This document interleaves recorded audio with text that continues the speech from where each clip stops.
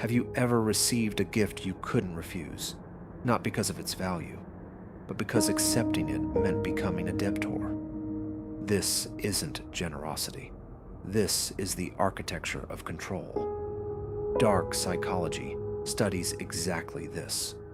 The moment when care turns into a chain, when a smile becomes a trap, when a gift is not a gift, but an invoice you haven't been handed yet. Call it whatever you like. Upbringing, politeness, human warmth. A strategist will call it something else. Invisible chains. The strongest shackles are the ones you cannot see. And today, we will dismantle exactly how they are forged. Let's start with the foundation. The principle of reciprocity is one of the oldest algorithms of the human brain. Hundreds of thousands of years ago, your ancestor received meat from a tribesman, and the brain registered a debt, not because morality dictated it, but because a group that exchanged resources survived. The one that took and gave nothing back went extinct. Evolution selected those who felt psychological discomfort from an unreturned favor. But evolution didn't know that this mechanism could be hacked. Today, the exact same neural patterns work against you in a boardroom, online, in your relationships. The manipulator doesn't create a vulnerability. He simply knows where it already exists. Let's look at the experiment that redefined manipulation. 1974. Sociologist Robert Cialdini studies a group of Hare Krishna followers in U.S. airports. Their strategy is brilliant. They approach a stranger and hand them a flower. It's a gift, they say, just because. What happens next is predictable. The person who received the flower is exponentially more likely to donate money. Why? Because the brain doesn't know how to accept something for nothing without consequences. The principle of reciprocity is activated. A cognitive bias is triggered. You owe, even if you didn't ask. This is the true power of the trap. Dark psychology doesn't work against your reason, it works through it. Asymmetrical exchange is the beating heart of manipulation through gifting. The principle is simple. Invest a little. Extract a disproportionately large return. A flower costs a cent. A donation is $1. A minor favor becomes a major concession in negotiations. The manipulator understands one absolute truth. The size of the gift does not determine the size of the debt. The debt is determined by the mere fact of the gift. Your brain registers the event. I was given something, and immediately boots up the program. I must respond. Look around you. A free trial period. The first month is a gift. Afterward, you feel too awkward to cancel the subscription. The colleague who is always the first to offer help.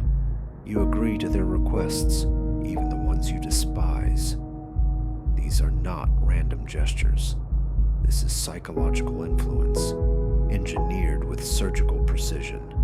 Every single one of them knows the first gift is an investment, not in you, in your reaction. The goal is to create a state of psychological discomfort that can only be relieved by giving back more than you received. It is a hack of our social software, and it works even when we know it's happening.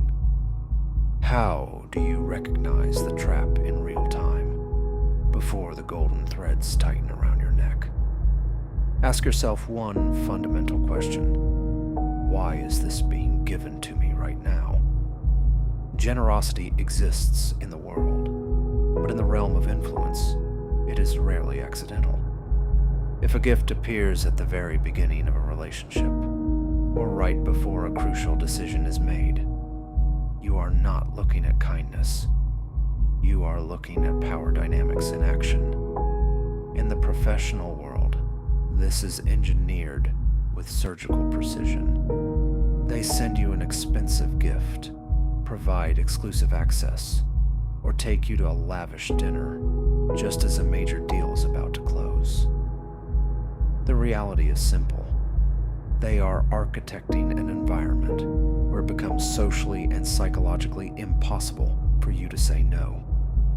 Negotiating under the pressure of an unreturned favor is not a negotiation at all. It is a surrender with a polite smile. In your personal life, the mechanism is even more subtle. The person who is always the first to help, the one who constantly gives without being asked, is often building a reservoir of leverage. They are investing in your future compliance. And then, eventually, the ledger is opened and they present the bill. This bill is never paid in money. It is paid in your time, your unwavering loyalty, or your silence when you should be speaking up. After everything I've done for you, how could you refuse me? This is manipulation in its most painful, emotional form. It turns love into a debt and kindness into a weapon of guilt. To protect yourself, you must learn to see the invisible ledger before you sign it with your consent. How do you break the chain once you feel its weight? How do you step out of a game where the rules were written before you were even born? Marcus Aurelius, the philosopher king, taught that you are not obligated to accept what is forced upon you by the will or the gifts of others. He understood that our internal sovereignty is the only thing they cannot take unless we give it away. Seneca went even further, stating that the value of a gift is determined entirely by the intention of the giver, not the object itself. If the intention is to control, to obligate, or to create a silent contract of dependency, the gift is not a gift. It is a bribe for your future compliance. In such cases, the gift creates absolutely no moral or social obligation. This is not cynicism. This is cold, defensive clarity. Here are the three principles of the master. First, awareness before reaction. Between the moment you receive a gift and the moment you feel the crushing weight of debt, there is a small, vital space. Use it. Notice the biological impulse to repay, but do not let it drive your actions. Observe the mechanism of reciprocity as if it were a machine operating in front of you. By observing the trap, you are already halfway out of it. Second, accept the action, but reject the interpretation. You can accept the physical object, the favor, or the flower, but you cannot allow that object to dictate your next strategic decision.